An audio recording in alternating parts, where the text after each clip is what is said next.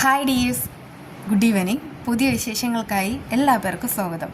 ഇപ്പോൾ ശാരിക കെവിനെ കൂടെ നിർത്തിയിരിക്കുന്നതിന് ഒരു വലിയൊരു കാരണമുണ്ട്.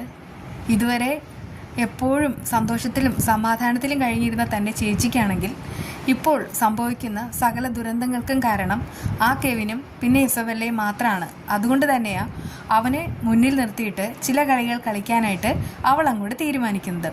പക്ഷേ കെവിനാണെങ്കിൽ അവനിങ്ങനെ തെറ്റിദ്ധരിക്കുകയാണ്. അതായത് ശാരികയ്ക്ക് ഈ കെവിനെ ഒത്തിരി ഇഷ്ടമാണെന്ന് തെറ്റിദ്ധരിക്കപ്പെട്ടതിനാൽ കെവിനാണെങ്കിൽ ശാരികയെ സ്നേഹിക്കുന്നുമുണ്ട്. അതിനിടയ്ക്ക് ഒരു ദിവസം കെവിൻ ആ ഞെട്ടിക്കുന്ന സത്യം പറയുകയാണ്. അതായത് ഋഷി മരിച്ചിട്ടില്ല. സത്യം പറഞ്ഞാൽ ഋഷിയും ഇസബെല്ലയും എല്ലാവരും കൂടെ ചേർന്നിട്ടാണ് നന്ദനെ ഇങ്ങനെ കുരുക്കാനായിട്ട് നോക്കുന്നത്. അങ്ങനെ കാര്യങ്ങളെല്ലാം അറിയുമ്പോൾ ശാരിക ആകെപ്പാടെ സന്തോഷത്തിലാവുകയാണ്. കാരണം ഈ കെവിനാണെങ്കിൽ മദ്യപിക്കുന്ന സമയത്താണ് ഇങ്ങനെ അവൻ്റെ നാവിൽ നിന്നും സത്യങ്ങൾ പുറത്തു വരുന്നത്.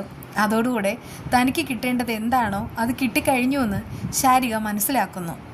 ഇപ്പോൾ തന്നെ കെവിനോട് സത്യങ്ങൾ തുറന്നു പറയാൻ നാവ് ധരിക്കുന്നുമുണ്ട്. പക്ഷേ അത് പാടില്ല. എങ്ങനെയെങ്കിലും നന്ദേട്ടനെ രക്ഷപ്പെടുത്തണം. നന്ദേട്ടനെ ഈ വലിയ കെണിയിൽ നിന്ന് രക്ഷപ്പെടുത്തിയിട്ട് മാത്രമേ തനിക്ക് സത്യങ്ങൾ തുറന്നു പറയാൻ സാധിക്കുകയുള്ളൂ എന്ന് ശാരിക മനസ്സിലാക്കുന്നു. അങ്ങനെ അവസാനം ഇതുവരെ നടന്ന കാര്യങ്ങൾ മുഴുവനും ദേവികയോടായി ശാരിക അറിയിക്കുന്നുണ്ട്. അപ്പോഴാണ് ദേവിക സത്യം മനസ്സിലാക്കുന്നത്. ഋഷി മരിച്ചു എന്ന് പറഞ്ഞിട്ട് വെറുതെ നന്ദനെ തെറ്റിദ്ധരിപ്പിച്ച് നന്ദനെ കൊണ്ട് ഇത്രയേറെ കോലാഹലങ്ങൾ ഉണ്ടാക്കിപ്പിച്ചത് അത് വേറെ ആരുമല്ല, ഇസബെല്ലയും പിന്നെ ആ DYSPയും ചേർന്നിട്ടാണ്. അപ്പോൾ പിന്നെ അവരോട് ക്ഷമിക്കുക എന്ന് പറയുന്നത് ഒരിക്കലും നടക്കാൻ പറ്റാത്ത കാര്യം. ഇതിനിടയ്ക്ക് ശാരികടായി പറയുന്നുണ്ട്, എന്നാലും മോളെ ഞാൻ ഇത്രയും പ്രതീക്ഷിച്ചില്ല. ചേച്ചിക്ക് വേണ്ടിയിട്ട് നീ പലതും ചെയ്തിട്ടുണ്ട്, എന്നാലും ഇത് കടന്ന കൈയായി പോയി. ആ സമയത്ത് ശാരിക പറയുന്നുണ്ട്, ചേച്ചിക്കൊരു കാര്യം അറിയില്ലേ? അതായത് നിങ്ങൾ പലപ്പോഴായിട്ട് വിവാഹം എന്ന് പറഞ്ഞിട്ട് എന്നെ നിർബന്ധിക്കുമായിരുന്നു. പക്ഷേ എനിക്കൊരു സ്റ്റാൻഡ് ഉണ്ടായിരുന്നു, സ്വന്തമായിട്ടൊരു വരുമാനം, ഒരു ജോലി. അത് കഴിഞ്ഞിട്ടല്ലാതെ മറ്റൊരു വിവാഹത്തിന് ഞാൻ ആലോചിക്കുകയില്ലായിരുന്നു. എന്തായാലും എനിക്ക് ഗൗരി എടുത്തിയുടെ അനുജനെ വിവാഹം കഴിക്കാനായിട്ട് ആഗ്രഹമുണ്ട്. പക്ഷേ ഒരു ജോലി, ആ ജോലി നേടിക്കഴിഞ്ഞാൽ ഞാൻ അതിനുള്ള സമ്മതം പറയാം. തൽക്കാലം ഇക്കാര്യം ആരോടും പറയുകയും വേണ്ട. നമുക്ക് നന്ദേട്ടനെ എങ്ങനെയെങ്കിലും ഇതിൽ നിന്ന് രക്ഷപ്പെടുത്തണം. ആ സമയത്ത് ദേവിക പറയുന്നുണ്ട്, ഞാനാണെങ്കിൽ ഒരുപാട് തെറ്റിദ്ധരിച്ചു. എന്നാലും മോളെ ആ കെവിൻ അവനെ സൂക്ഷിക്കണം.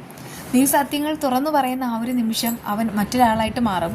ആ സമയത്ത് നിന്നെ അപകടപ്പെടുത്താൻ പോലും അവൻ ശ്രമിക്കും. അത് കേട്ട് ശാരിക പറയുന്നുണ്ട്, ചേച്ചി എൻ്റെ കാര്യം വിട്ടേക്കൂ.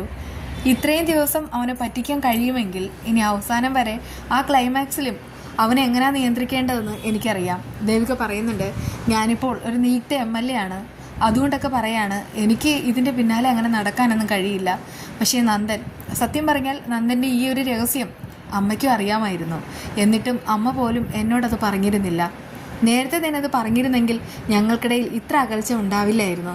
പക്ഷേ ഞാൻ ഈ കാര്യം അറിഞ്ഞതായിട്ട് ഭാവിക്കുന്നില്ല. എന്താ വേണ്ടതെന്ന് എനിക്കറിയാം.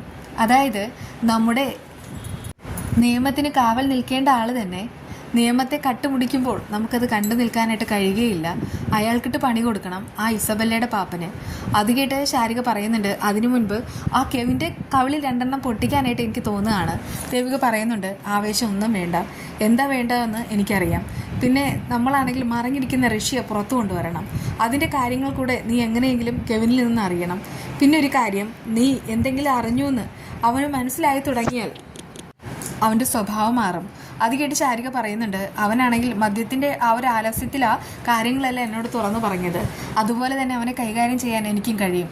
എന്തായാലും ദേവിക കാര്യങ്ങളെല്ലാം അറിഞ്ഞ സ്ഥിതിക്ക് ഇനി ബാക്കിയുള്ളവർക്ക് കിട്ടാൻ പോകുന്ന പണികളുമായി നമുക്ക് വീണ്ടും കാണാം.